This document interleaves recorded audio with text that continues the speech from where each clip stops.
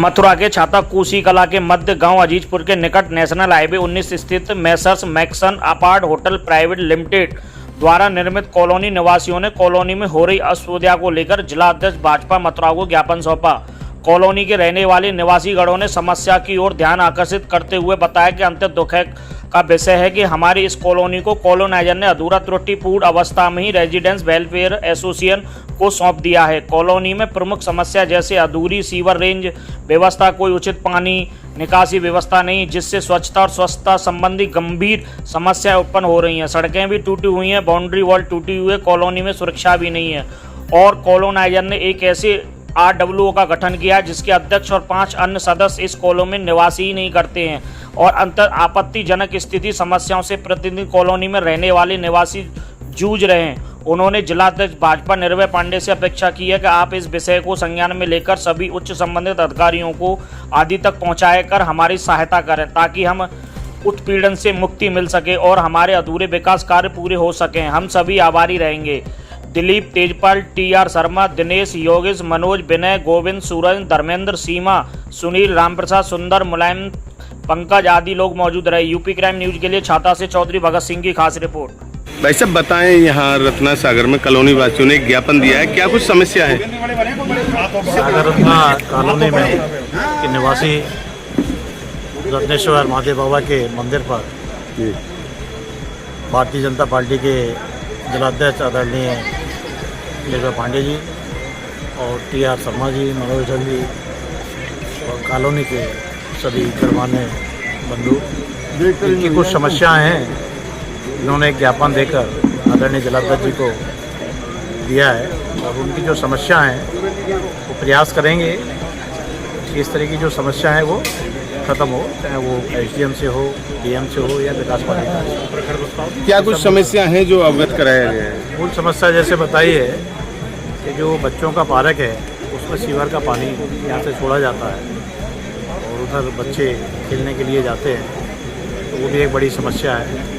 वो बताया है कि उसका पॉल्यूशन में भी कंप्लेंट की है, DM को भी बताया है।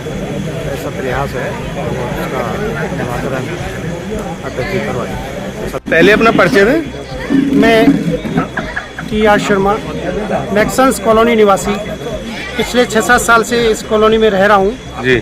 जब मैं आया तो ये कॉलोनी 25 साल पुरानी है। मैंने देखा इस कॉलोनी में मंदिर नहीं है। लोग मंदिर की पूजा करने के लिए अजीजपुर और कोसी जाते थे।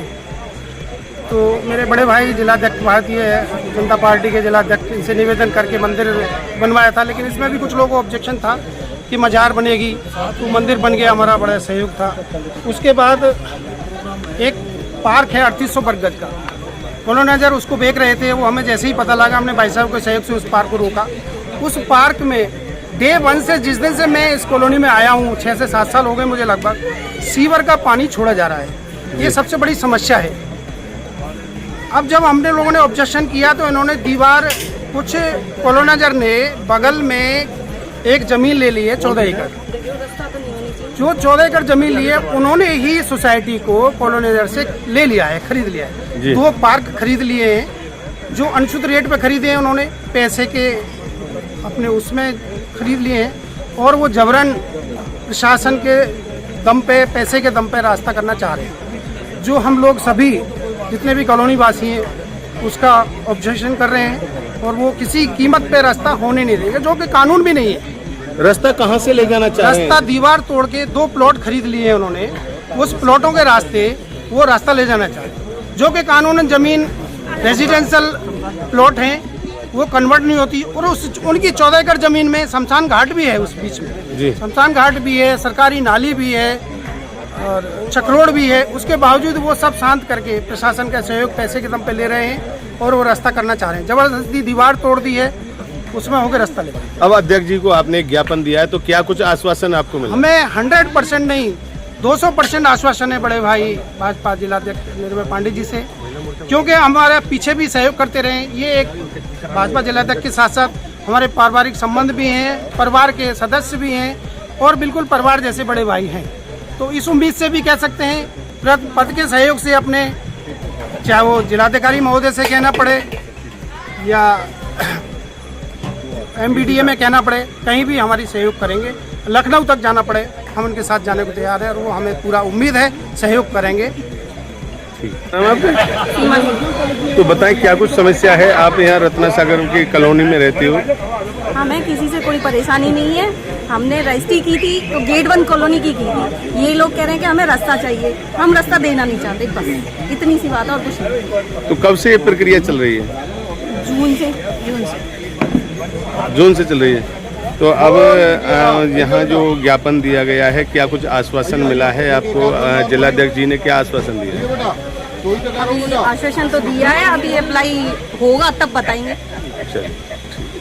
क्या नाम है आपका? दिनेश कुमार शर्मा। तो बताएं, यहाँ रत्ना सागर कॉलोनी में कितने दिन से रह रहे हैं? मैं यहाँ 10 साल हो गए और बाकी सभी लोगों, जैसा कि सभी लोगों ने बताया, समस्या तो कई है, लेकिन मुख्य बिंदु जो ये हैं कि यहाँ पे जो पुराने बिल्डर थे वो टूटी हुई सड़कें, भरे हुए सीवर, बस्ट हुई बिजली की लाइनें छोड़ करके नए कुछ लोग जो कि पीछे ज़मीन ली हुई है, जिन्हें अपना रास्ता चाहिए, उनसे एक गुप्त समझौता करके यहाँ से चले गए। और जो नए लोग जिन्होंने अपनी ज़मीन के लिए रास्ता प्रस्तावित कर रहे हैं या चाह रहे हैं, वो भी यहाँ कोई काम नहीं कर पा रहे हैं। अभी प्लॉट नंबर A30 और A31 के पीछे की दीवार गिर गई, जो कि एक बहुत सुरक्षा के मद्देनजर बहुत बड़ी समस्या है। और पिछले 10-15 दिन से हम लगातार उनसे कह रहे हैं कि उस दीवार को कराया जाए, लेकिन फिर भी वो लोग नहीं करा पा रहे। दीवार वो गिरी है या गिरी गई है? वो गिरी, उस दीवार के पीछे क्या है तो उसको हम दो दृष्टि से देख सकते हैं कि उसके पीछे की जो मिट्टी थी वो हटा दी गई थी, जिसकी वजह से कि ज़्यादा बारिश हुई और वो गिर गई। अब हम इसे गिरा भी समझ सकते हैं और गिराई गई भी समझ सकते हैं। उसका प्रमाणिक कोई रूप नहीं है, लेकिन क्यों हम उसका लगातार कह रहे हैं उसे बनवाया जाए, ना तो उसके बनवाने पे कोई ध्यान है। और दूसरा, पुराना बिल्डर जैसा था ऐसे ही ये लोग हैं, हस्तांतरण भी हमें अवैध दिखाई देता है, ना कोई दस्तावेज है ना कुछ है। कुल मिला के सोसाइटी सड़क से, बिजली से, सीवर से और सुरक्षा से पूरी तरह असुरक्षित है। तो उन व्यक्तियों से आपने कहा कि आप इस तरीके से यहाँ रास्ता निकाल? हमने सार्वजनिक रूप से कई लोगों के साथ मिलकर के कई बार उनसे मुलाकात की, लेकिन वो किसी चीज़ का कोई संज्ञान नहीं ले रहे। तो आज आपने जो ज्ञापन दिया है जिलाध्यक्ष जी को, तो क्या कुछ आश्वासन आपको मिला है?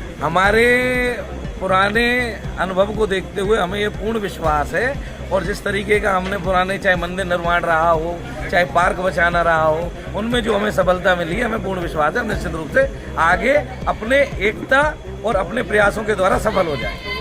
और मानो कि कहीं सफल नहीं होता है तो आगे क्या करोगे फिर? आगे फिर हम कानूनी रूप से, चाहे हमें डीएम साहब से मिलना पड़े, चाहे मुख्यमंत्री पोर्टल पर जाना पड़े या अदालत की शरण लेना पड़े, जो भी उचित नैतिक रास्ता होगा उसको हम अपना